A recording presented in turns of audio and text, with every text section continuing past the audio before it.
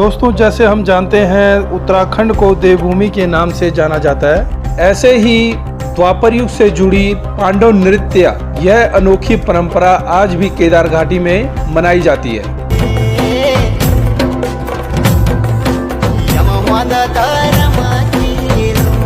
उत्तराखंड के रुद्रप्रयाग जनपद के केदार घाटी क्षेत्र में पांडव नृत्य की धूम है।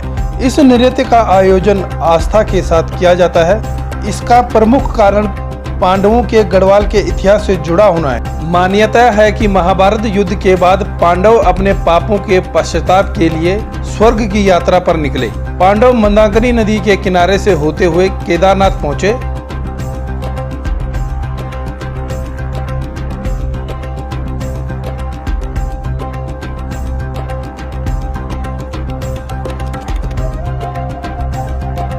जिन स्थानों से वे गुजरे और जहां विश्राम किया, वहां आज भी पांडव लीला होती है। यह परंपरा सदियों से जारी है।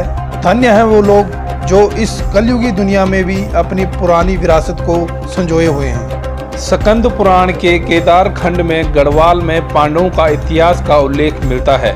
इस पौराणिक संस्कृति को संजोए रखने को ग्रामीण आज भी पांडव लीला का आयोजन करते हैं और आने वाली पीढ़ी को इससे रूबरू करते हैं। स्कंद पुराण में पांडव लीला का उल्लेख होना हमारे लिए बहुत ही गर्व की बात है।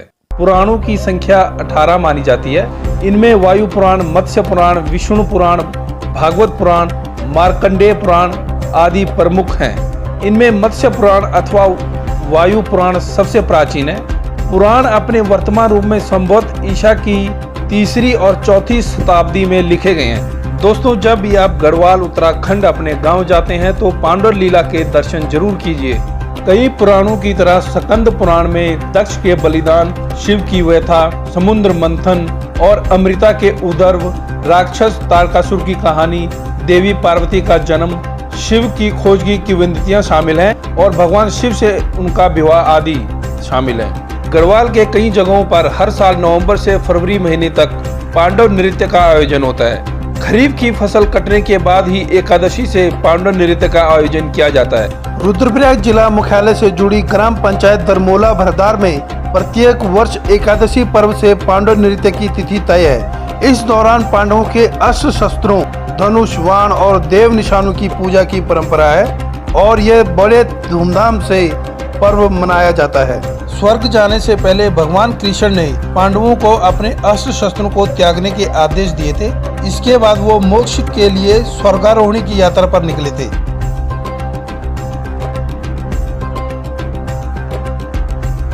इस दौरान वो जिन जिन जगहों से होते हुए केदारखंड गए, उन जगहों पर विशेष रूप से पांडव नृत्य का आयोजन होता है और ये सदियों से चला आ रहा है। पंचांग की गणना के बाद पांडव लीला का शुभ दिन तय होता है। रुद्रप्रयाग जनपद के कई जगहों पर ग्रामीण अस्त्र शस्त्रों के साथ पांडव नृत्य करते हैं। वहीं कई स्थानों पर मंडान के साथ यह नृत्य होता है और कहा जाता है ये परंपराएं पांडव काल से चली आ रही हैं। इन स्थानों पर होती है पांडव लीला। पौनार, दारमोला, खतेड़ा, तिलड़ी, ऊखीमठ, मेदनपुर, जवाड़ी, डडोली, जखोली, गुपतकाशी आदि अनेकों गढ़वाल के गाँव हैं जहाँ पांडव लीला का आयोजन किया जाता है। पांडवों ने केदारनाथ से स्वर्गारोहणी जाते समय गढ़वाल के कई जगहों पर अनेक अस्त्र शस्त्रों को त्यागा था।